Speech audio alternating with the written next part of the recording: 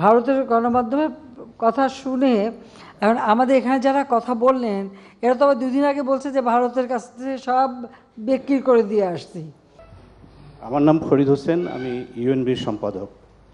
আমি আমার সহকর্মীর প্রশ্নটার সূত্র ধরে আমি একটু বলতে চাই।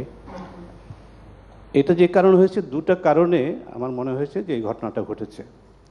একটা, আপনি সফর কিছুটা এগিয়ে নিয়ে এসছেন, ফিরে এসছেন, সেইটা সম্পর্কে বলা হয়েছিল যে আপনার কন্যা সাইমা ওয়াজেদ পুতুল অসুস্থ, প্রথমে বলা হয়েছিল এখানে।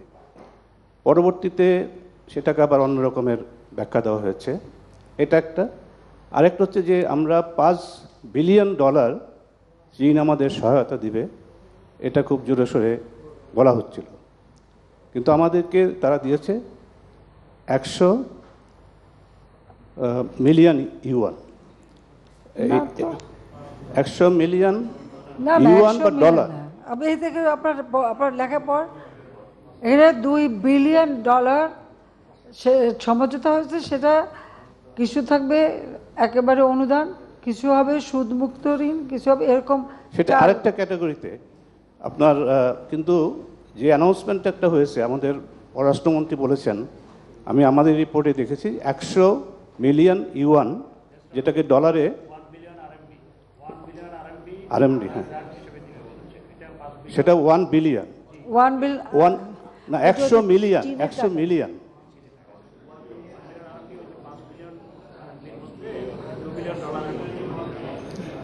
হ্যাঁ, ঠিক আছে, বলেন। না, শুনেনি, তারপরে জবাব দেবো। হ্যাঁ, এই কারণে আপনার এই প্রশ্নটা এসছে। এবং আরেকটা জিনিস আমি আপনাকে জানাতে চাই, ভারতের বেশ কয়েকটা গণমাধ্যমে এবং বিশেষত ইকোনমিক টাইমসে আপনার এই কথাটা এইভাবেই লিখেছে যে upset PM Hasina Returns from China. এবং এই ধরনের প্রচারটা কিন্তু ভারতের গণমাধ্যমে বেশি হচ্ছে, এবং তারা এই কথাগুলো উল্লেখ করছে যে এটা হয় নাই, ওটা হয় নাই। সেইটার সূত্র ধরেই আমরা এখানে আপনার কাছে আপনার প্রতিক্রিয়া আরও বিস্তারিত জানতে চাই। ধন্যবাদ। তাহলে একটা বলতে হয় যে জিজ্ঞেস করতে হয় যে ভারতের গণমাধ্যমের কথা শুনে এখন আমাদের এখানে যারা কথা বললেন এরা তো আবার দুদিন আগে বলছে যে ভারতের কাছ থেকে সব বিক্রি করে দিয়ে আসছি এবং চুক্তি করে আসছি, ভারত কি দেশ বিক্রি চুক্তিও করে আসছি। তখন কোনটা ঠিক? আমার মেয়েকে ওরা দাওয়াত দিয়েছিল, ওদের হেলথ মিনিস্ট্রি থেকে দাওয়াত পেয়েছিল, ওর যাওয়ার কথা। সে এসছে, সকালবেলা যাওয়ার কথা, প্রচণ্ড জ্বর ছিল, যেতে পারিনি আমার সাথে, এটা বাস্তবতা। এখন আমি একটা মা, ওই অবস্থায় মেয়েকে রেখে আমাকে চলে যেতে হয়। তা আমার যখন সমস্ত আনুষ্ঠানিক সমস্ত কর্মসূচি কিন্তু আমাদের শেষ হয়ে যায়। আমাদের কিন্তু 11 তারিখে এসে পৌঁছানোর কথা, আমরা 11 তারিখে এসছি, হয়তো 11 তারিখ বিকেলে আসতাম, সে আমি আর্লি মর্নিংয়ে আসছি, মাত্র 5 ঘন্টা না 6 ঘন্টার ডিফারেন্স। তো এই 6 ঘন্টার মধ্যেই এত বড় তোলপাড় হয়ে যাবে, এটা তো বুঝতে পারিনি। আর তাছাড়া এটা আজকে নতুন না, আমরা যখন এর আগে ভারতে গেলাম, আমার তো 3 দিন না 4 দিনের প্রোগ্রাম ছিল। যখন ফ্রান্সের প্রেসিডেন্ট বললেন যে উনি বাংলাদেশে আসবেন, তা আমার একটা দায়িত্বই ছিল যে উনি বাংলাদেশে যখন আসবেন তার আগে আমার ঢাকায় এসে পৌঁছানোর কথা, পৌঁছে ওনাকে আমি রিসিভ করব। আমি কিন্তু ভারতের সেই 2 দিনের প্রোগ্রাম ক্যান্সেল করে দিয়ে আমি চলে আসলাম, এসে ওনাকে রিসিভ করলাম। এছাড়াও পৃথিবীর বহু দেশে আমি যখন যাই, আমার যখন অফিসিয়াল কাজগুলি শেষ হয়ে যায়, তা আমার তখন শপিংয়েও যাওয়ার নাই, দেখারও জায়গা নাই, বেড়ানোরও কিছু নাই। আমি যখন যত তাড়াতাড়ি দেশে ফিরে আসি, এটা একবার না, এটা বহুবার আমি এভাবে এসেছি। এটা আমার, যদি আপনারা প্রোগ্রাম দেখেন দেখবেন, আমি অনেকবারই যখনই আমি অ্যাভেলেবল মানে সুযোগটা পেয়েছি আমি চলে আসছি তাড়াতাড়ি করে।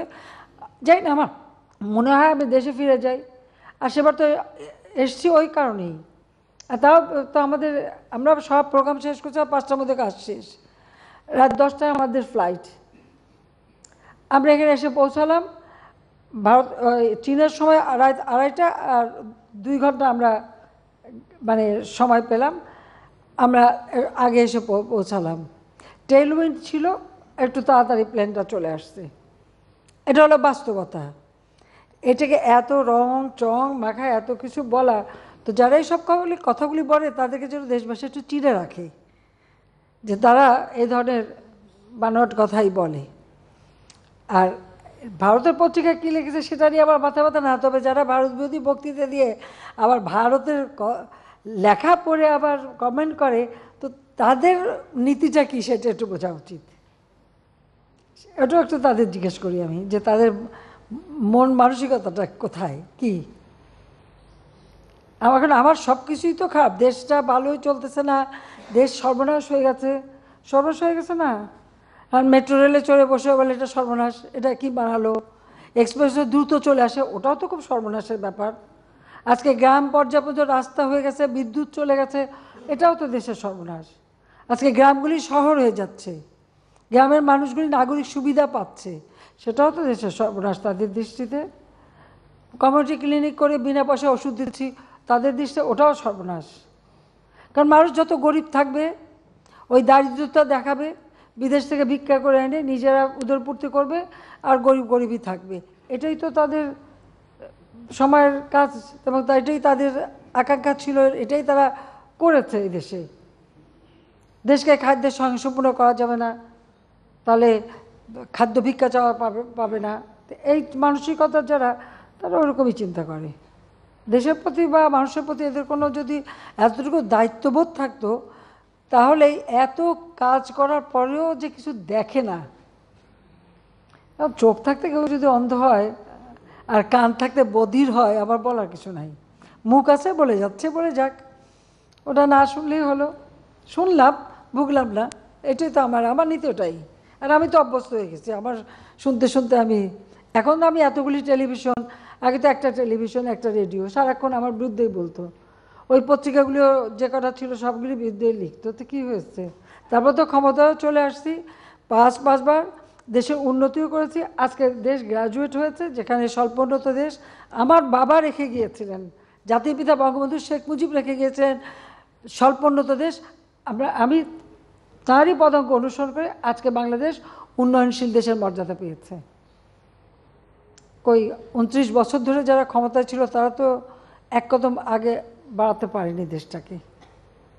ওই আওয়ামী লীগ ক্ষমতা আসার পরেই পারলো, এটা হলো বাস্তবতা। তো সবার তো ভালো লাগবে না। স্বাধীনতা বিশ্বাস যারা করে না, রাজাকারদের যারা ক্ষমতায় বসায়, জাতিপিতা হত্যাকারীদের যারা ভোট চুরি করে পার্লামেন্টে বসায়, যা তাদেরকে দূরতাবাসে চাকরি দিয়ে পুরস্কৃত করে, বিচারের হাত থেকে রেহাই দেয়, তাদের মুখে এর থেকে বেশি কি আশা করেন? কি আশা করবেন বলেন? গ্রেনেড হামলা করে হত্যার চেষ্টা করছে, মনই নেই, এটাও তাদের কম দুঃখ নাকি? গুলি, বোমা, গ্রেনেড সব কিছু অতিক্রম করে চলে এসেছি, আর দেশটাকেও যে উন্নতি করতে পেরেছে, এটা তো বাস্তবতা। আজকে যান গ্রামে দেখেন, যা নিজের গ্রামে যেয়ে দেখেন মানুষ কেমন আছে। যারা গৃহহীন ভূমিহীন, তাদের ঘরবাড়ি করে দিচ্ছি। আজকে 58টা জেলা বলতে পারি যে সেখানে কেউ ভূমিহীন গৃহহীন নাই। প্রত্যেকটা মানুষের অন্তত 2 কাঠা জমি আর একটা ঘর দিতে পেরেছি। আর সেই ঘরটাই তার একটা কর্মসংস্থানের ব্যবস্থা বা কর্মসংস্থানের জায়গা হয়ে গেছে।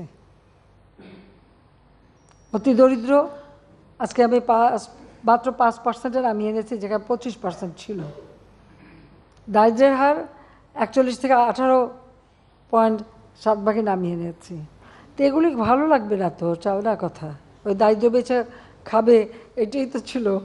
বলেন আর কার কী প্রশ্ন আছে, করেন, সব করেন।